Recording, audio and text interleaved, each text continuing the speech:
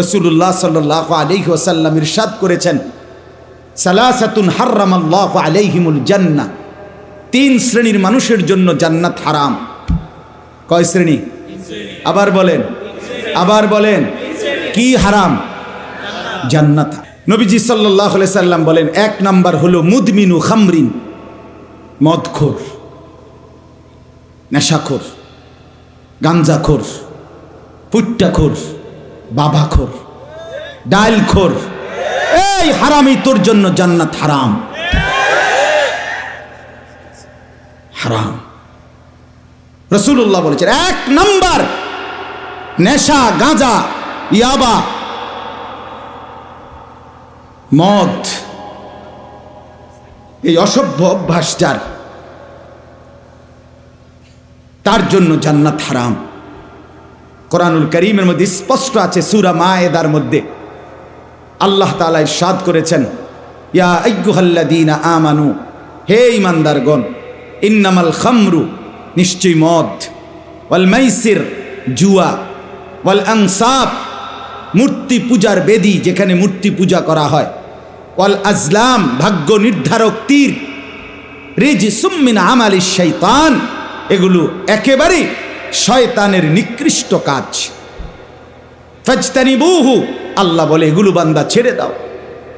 ইমানদার মোমেন, তুমি মুসলমানের বাচ্চা, এই যুবক ভাই, তোমার শরীরে পবিত্র মায়ের 2 বছর এক ইমানদার মা তোমারে দুধ খাওয়াইছে। তুমি সিনেমার নর্তকীর হাতে বড় হও নাই, তুমি ইমানদার মায়ের হাতে বড় হয়েছে। ফুটবল ক্রিকেটের খেলোয়াড় তোমার আব্বা না, এক ইমানদার মুসলমান তোমার বাপ। আল্লাহ কোরআনে বলছে, ফাজতানিবুহু, তোমরা একদম ত্যাগ করো, ছেড়ে দাও মদ, জুয়া, লাআল্লাকুম তুফলিহুন, এতেই তোমরা সফল হবে, জান্নাতি হবে, কৃতকার্য হবে, কামিয়াব হবে। এজন্য মদখোর ব্যর্থ। মদখোর কি হয় না? সফল হয় না। নেশাখোর সফল হবে না। এরপরে আল্লাহ বলেন, ইন্নামা ইউরিদুশ শাইতানু আন ইউকিয়া বাইনাকুমুল আদাওয়াতা ওয়াল বাগদাআ ফিল খামরি ওয়াল মাইসির, নিশ্চয়ই মদ এবং জুয়ার মাধ্যমে শয়তান তোমাদের পরস্পরের মধ্যে শত্রুতা, বিদ্বেষ, মারামারি, হানাহানি, হত্যা, খুন তোমাদের মধ্যে ছড়িয়ে দেবে। ওয়ায়াসুদ্দাকুম আন যিকরিল্লাহ, আল্লাহর স্মরণ ভুলায়া দেবে। ওয়া আনিস সালাহ, এবং নামাজ ভুলায়া দেবে। ফাহাল আনতুম মুনতাহুন, আল্লাহ বলে, আমার মুমিন ইমানদার বান্দা, তবুও কি তুমি বিরত হবে না? এত কথা বলার পরও তুমি বিরত হবা না? ছাড়বা না মদ, ছাড়বা না জুয়া? সরাসরি আল্লাহ বলছে, কোরআনুল কারীমের স্পষ্ট বর্ণনা। এবার আসেন রাসূলুল্লাহ সাল্লাল্লাহু আলাইহি সাল্লামের হাদিস।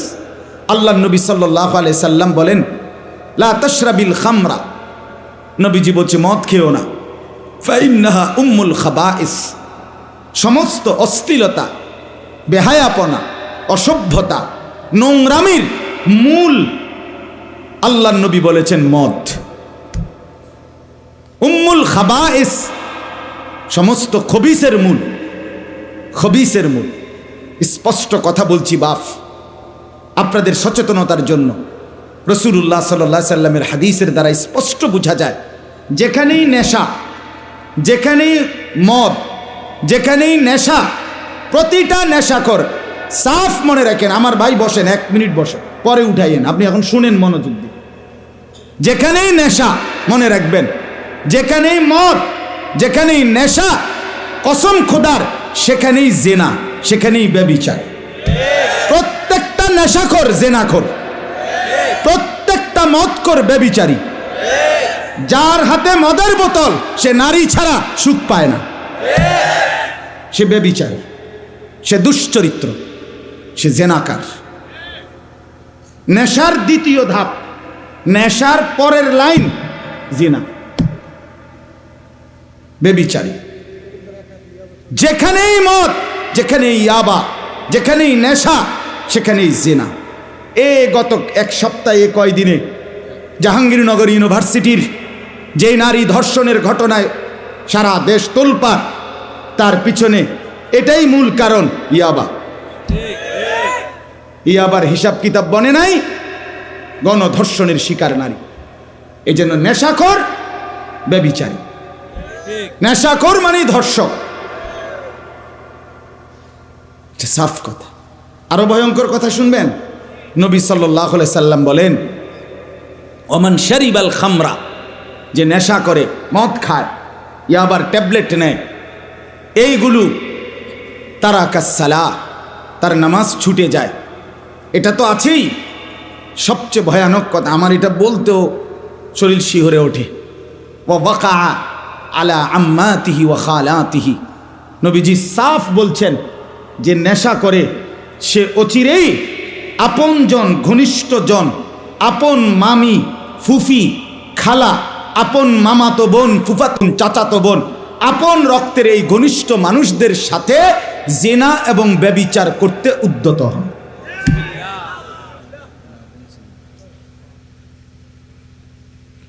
আস্তাগফিরুল্লাহ।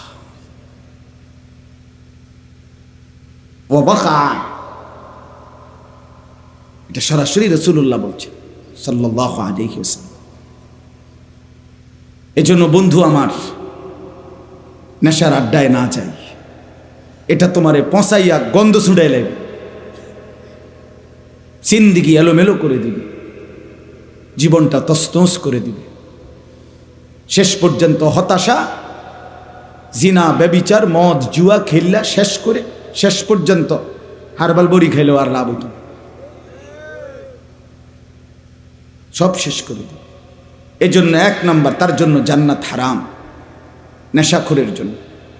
2 নাম্বার, ও আকুল ওয়ালিদাইন, পিতা মাতার অবাধ্য সন্তান, যে মাকে কষ্ট দেয়, যে বাবাকে কষ্ট দেয়, যে পিতা মাতার সাথে উত্তম আচরণ করে না, পিতা মাতার সাথে সদ্ব্যবহার করে না, তার জন্য জান্নাত হারাম। আমাদের বাংলাদেশের একজন বুজুর্গ আছেন, যিনি একজন নিভৃতচারী মানুষ, আড়ালে থাকেন, যিনি কোনোদিন মাঠে, ময়দানে, মঞ্চে, স্টেজে কখনোই ওঠেন না, যিনি কখনোই কোনোদিন একটা ছবি তুলতেও দেন না, ভীষণ প্রচার বিমুখ, নীরব এক সাধক আলেম, বাংলাদেশের আল্লামা আবু তাহের মিসবাহ আদিব সাহেব হুজুর বলে ওনাকে। ছোটবেলায়, আজ থেকে 30 বছর আগেও আমরা ছোট্টবেলায় মাদ্রাসায় পড়ার জীবনে যার আরবি কিতাব, এসো আরবি শিখি পড়ে আরবি শিখার হাতে ঘড়ি, সেই মহান মানুষটা আল্লামা আবু তাহের মিসবাহ। মজার বিষয় হলো আমাদের কুমিল্লার সন্তান, চান্দিনার, আলহামদুলিল্লাহ। বাংলাদেশে তাকে যদ্দূর চিনে, গোটা আরব তাকে, আরবের সমস্ত উলামায়ে কেরাম তাকে তার চাইতে 100 গুণ বেশি চিনে। সেই সোনার মানুষ আল্লামা আবু তাহের মিসবাহ তার এক লেখনীতে বলছিলেন, একটা সুন্দর শিরোনাম দিছিলেন, মাকে রাজি করো, দুনিয়া আখেরাতের কোথাও আটকাবে না। মায়ের মুখে হাসি ফুটায় দাও, মায়ের মুখের এক হাসি তোমার দুনিয়া আখেরাত পার করে দিবে। মাকে রাজি করো, দুনিয়া আখেরাতের কোথাও আটকাবে না। এই আকুল ওয়ালিদাইন, পিতা মাতার অবাধ্য সন্তান জান্নাতে যাবে না। 3 নম্বরে, যেটার জন্য মূলত আমি কথা বাড়ায় ফেললাম, যেই উদ্দেশ্যে আমি বলছিলাম, ওয়াদ-দাইয়ুস। 3 নম্বর হলো দাইয়ুস আল্লাযী ইউকিররু আহলাহু আল খুবুসা। এই যে সরাসরি হাদিস, নবীজি বলছেন, এবং দাইয়ুসের জন্য জান্নাত হারাম। আর দাইয়ুসকে আল্লাযী, নবীজির হাদিস, কোনো আলেমদের বানানো কথা না, নবীজি সরাসরি বলছে, ওয়াদ-দাইয়ুস আল্লাযী ইউকিররু, যে মেনে নিচ্ছে, স্বীকৃতি দিচ্ছে, আহলাহু, তার পরিবার, স্ত্রী, সন্তানের জন্য, আল খুবুসা, খবিস জিনিস, নাপাক জিনিস, নাজায়েজ জিনিস, হারাম, অশ্লীলতা, বেহায়াপনা, অসভ্যতা, নোংরামি, এটা যে তার স্ত্রী সন্তানের জন্য মেনে নিচ্ছে, রাসূল সাল্লাল্লাহু আলাইহি সাল্লাম বলেন, সে দাইয়ুস, তার জন্য জান্নাত হারাম। এই জন্য চাচা, হিসাব করে যাইয়েন, কবর হিসাব করে যাইয়েন। মৃত্যুর সময় ঘরে একটা রঙিন টেলিভিশন রেখে যাচ্ছেন, ছেলে মেয়ে সবগুলোর হাতে বড় মোবাইল, আপনি ঘুমান পাশের রুমে, ওরা সারা রাত মোবাইলে অশ্লীল উলঙ্গ ছবি দেখে,